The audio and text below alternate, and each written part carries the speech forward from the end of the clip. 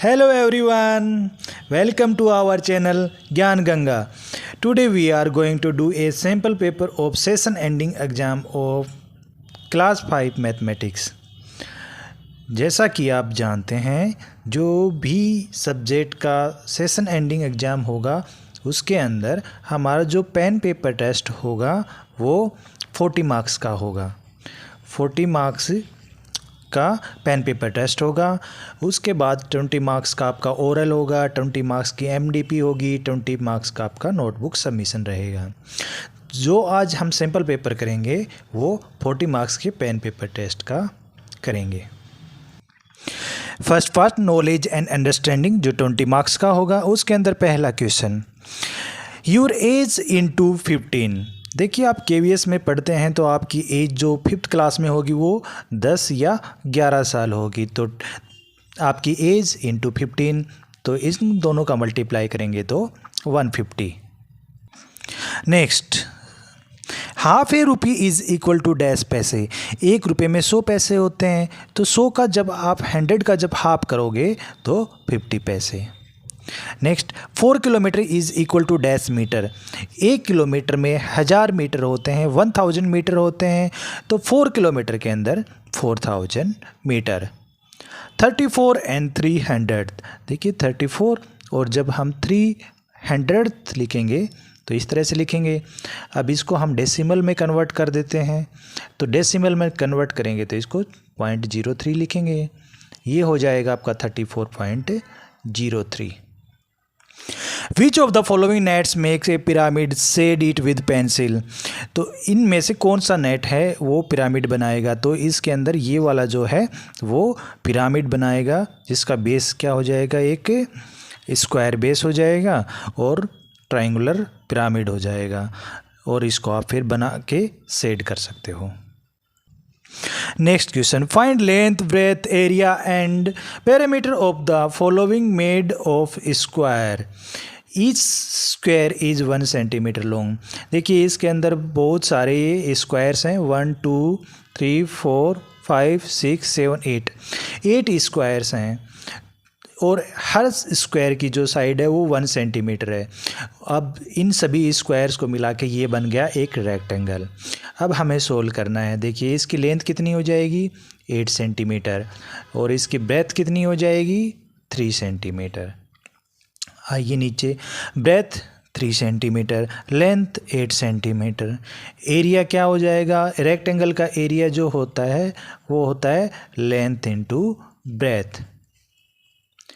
8 into 3 24 centimetre square. Next है parameter. Parameter होता है आप बाउंड्री के ऊपर जो दूरी तय करते हो किसी भी ऑब्जेक्ट की, वो उसकी क्या कहलाती है, पेरीमीटर। अब देखिए 8 ये साइड है, 8 ये साइड है, 16 और 3 ये और 3 ये हो जाएगी, तो इसका जो पेरीमीटर होगा वो 22 सेंटीमीटर। इसको आप फॉर्मूले से भी कर सकते हैं। देखिए पैरामीटर के जो रेक्टेंगुलर का पैरामीटर होता है वो होता है 2 times length plus breadth. 2 length कितनी है, 8 सेंटीमीटर, ब्रेथ कितनी है, 3 सेंटीमीटर, और ये कितनी हो जाएगी, 22 centimetre. Write the number of children by seeing the tally marks. आपको नंबर ऑफ चिल्ड्रन लिखने हैं ये टेली मार्क्स देखकर। Which show the mode of transport use different children use. तो अलग अलग बच्चों के द्वारा जो मोड ऑफ ट्रांसपोर्ट है, ट्रांसपोर्ट के अंदर जो साधन यूज किए गए हैं, कार, बस, साइकिल, वॉक, और कितने बच्चों ने वो यूज किए हैं। जैसे कार है वो कितने बच्चों ने यूज़ की है, वो आपको टेली मार्क्स देख के आंसर करना है। तो टेली मार्क्स के अंदर क्या होता है, 1 लाइन 1 को रिप्रेजेंट करती है, 2 लाइन 2 को, 3 लाइन 3 को, 4 लाइन्स 4 को। इस तरह से होता है, जितनी लाइन्स होती हैं वो उतने नंबर को रिप्रेजेंट करती है। तो देखिए यहाँ पे 5 लाइन्स हैं, यहाँ पे 5 हैं, 10, यहाँ पे 3 हैं, और यहाँ पर भी ये 3 है। तो ये कितनी हो जाएंगी टोटल, 5 5 10 और 3 3 6 16 नंबर ऑफ चिल्ड्रन कितने हो जाएंगे कार के अंदर, 16। नेक्स्ट बस 5 5 5 15 और ये 2 17। 1 2 3 4 4 5 जा 20 और 24, 1 2 3 4, 4 5 जा 20 और ये 3 साइड्स 23। आई होप सभी को ये क्वेश्चन क्लियर हुआ होगा। Next question, state true and false. True या फॉल्स स्टेटमेंट बताना है आपको। जो स्टेटमेंट दिए हैं 15 रुपीज़ एंड 75 पैसे। तो देखिए ये स्टेटमेंट है वो बिल्कुल सही है। 15 रुपीज़ और 75 पैसे, आप इन दोनों को ऐड करोगे तो 15.75 होगा। ये स्टेटमेंट ट्रू है। नेक्स्ट 245 रुपीज़ एंड 5 पैसा। तो देखिए ये स्टेटमेंट भी एकदम सही है। 245 रुपीज़ प्लस 5 पैसा, 5 पैसे को ऐसे लिखा जाएगा 0.05 और ये 245.05। ये स्टेटमेंट भी सही है, दोनों स्टेटमेंट ट्रू हैं। The following table shows the different hobbies of different children. इस टेबल के अंदर अलग अलग बच्चों की अलग अलग हॉबी होती हैं, वो शो की गई हैं। जैसे कि गार्डनिंग है वो 25 बच्चों को पसंद है, प्लेइंग 15 बच्चों को पसंद है। उसी तरह से answer the following questions of its basis. इस टेबल के बेसिस पे नीचे क्वेश्चन आंसर दिए हुए हैं, वो हमें सोल्व करने हैं। पहला A part, which is most common hobby. Most common hobby मतलब सबसे ज़्यादा बच्चे किस एक्टिविटी को पसंद कर रहे हैं। तो देखिए इसके अंदर सबसे ज़्यादा बच्चे ड्राइंग को पसंद कर रहे हैं। Next, which is least common hobby. और सबसे कम किस चीज़ को पसंद कर रहे हैं, यानी सिंगिंग को सबसे कम पसंद कर रहे हैं। Next, how many more children like dancing than singing. कितने बच्चों को डांसिंग ज़्यादा पसंद है सिंगिंग से। देखिए इजी है निकालना। डांसिंग वाले बच्चे 21 और सिंगिंग वाले बच्चे 11, दोनों को सब्ट्रैक्ट करोगे तो 10 बच्चे डांसिंग वाले ज़्यादा हैं सिंगिंग से। What is the total number of children liking these activity. तो टोटल नंबर ऑफ चिल्ड्रन निकालना है तो हमें सभी बच्चों को ऐड करना होगा। 5 5 10 और 3 13, 1 कैरी, 2 1 3 3 6, 6 2 8, 1 9 और 1 10। तो टोटल नंबर ऑफ चिल्ड्रन हैं वो 103 हैं। यहाँ पे लिख देंगे 103। Draw the 3D shapes of given nets. ये आपको नेट्स दिए हुए हैं, इससे क्या करना है आपको 3D शेप ड्रॉ करने हैं। तो देखिए जो पहले वाला है इससे हम क्या ड्रॉ कर सकते हैं, इससे हम कोन ड्रॉ कर सकते हैं इजीली। ये 3D शेप हो गया। नेक्स्ट है ये सभी क्या हैं, स्क्वायर्स हैं, तो इससे हम क्या ड्रॉ कर सकते हैं, रेक्टेंगल। इससे हम क्या ड्रॉ कर सकते हैं, क्यूब ड्रॉ कर सकते हैं। स्क्वायर बेस हो जाएगा, इसका मतलब क्यूब बन जाएगा।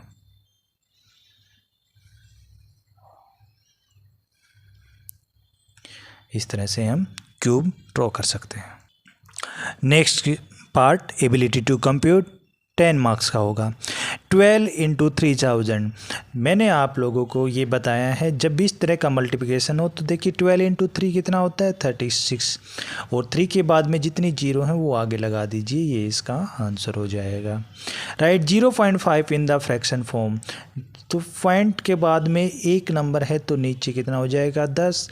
अब इसको हम 5 से ऊपर नीचे डिवाइड कर देंगे तो ये कितना हो जाएगा 1.2। Next, find the volume of this box. तो ये बॉक्स कैसा है, क्यूबाइडल बॉक्स है। क्यूबाइड की जो वॉल्यूम होती है वो होती है length into breadth into height. तो इसकी जो लेंथ है वो है 18 सेंटीमीटर, जो ब्रेथ है वो 6 सेंटीमीटर और जो हाइट है वो 8 सेंटीमीटर। जब हम इसको मल्टीप्लाई करेंगे तब हमारा आंसर होगा 864 सेंटीमीटर क्यूब। वॉल्यूम होती है वो क्यूबिक होती है। Next question, add these. आपको 12.67 और 4.34 को ऐड करना है। पॉइंट के बाद में दो दो नंबर हैं, इसको ऐड करना है।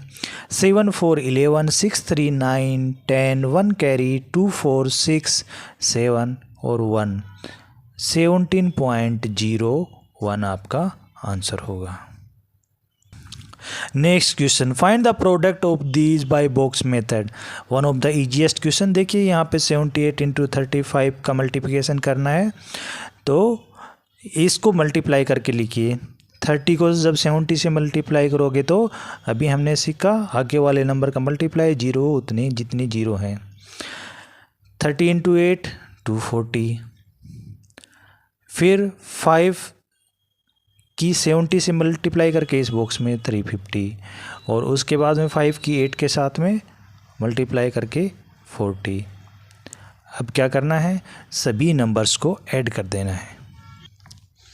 जब आप ऐड करोगे 2100, 240, 350 और 40 को,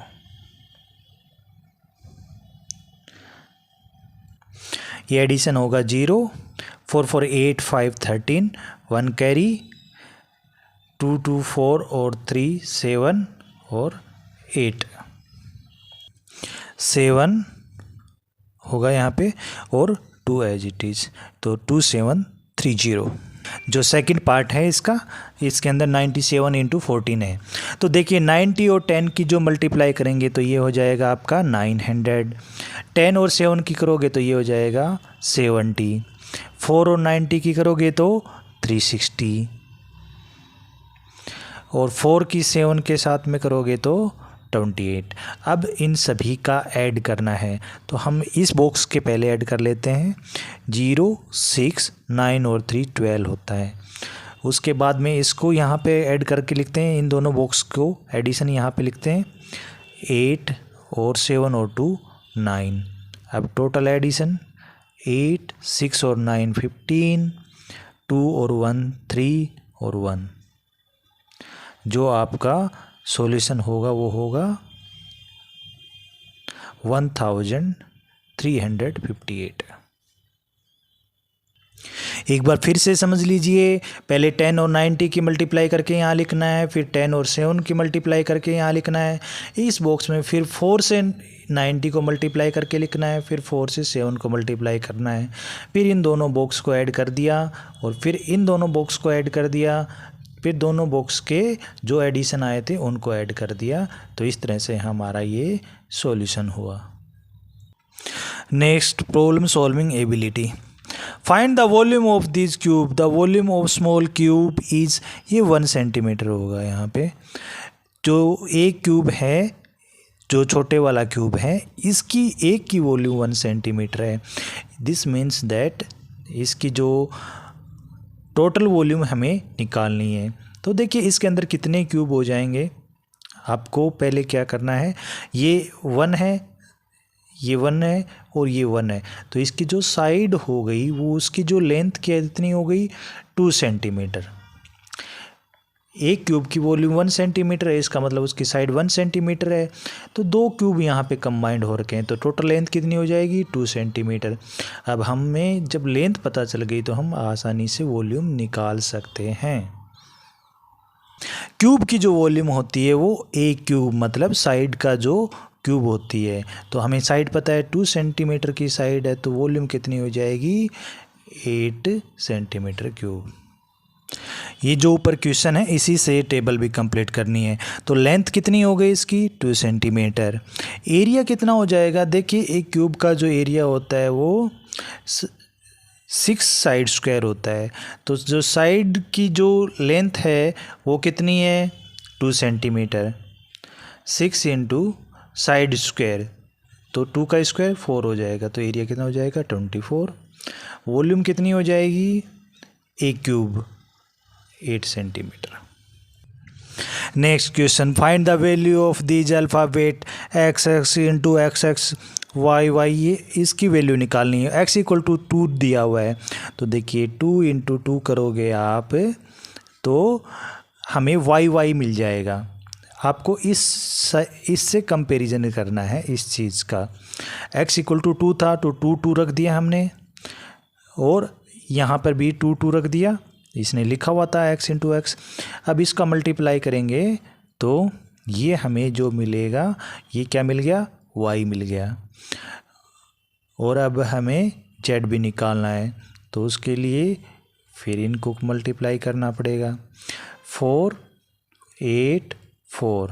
अब आपको इसके साथ कंपैरिजन करना है y z y, तो y की वैल्यू कितनी हो गई 4, z की वैल्यू कितनी हो गई 8। आई होप सभी को ये क्वेश्चन समझ में आया होगा।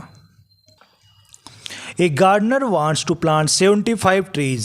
He wants to plant 7 trees in each row. How many rows can he plant? तो देखिए, एक गार्डनर है, उसको 75 ट्रीज प्लांट करने हैं और एक रो के अंदर वो 7 ट्रीज प्लांट करता है। आपको बताना है कि कितनी रोज़ लगेंगी 75 ट्रीज़ को प्लांट करने में। देखिए, एक एग्जांपल आपके लिए किया हुआ है। 7 ट्रीज़ हैं यहाँ पे, देखिए एक रो में लगी हुई है। इस तरह से कितनी रो लगेंगी, एक रो के अंदर 7 है तो 10 रोज़ लगेंगी, 70 हो जाएंगे।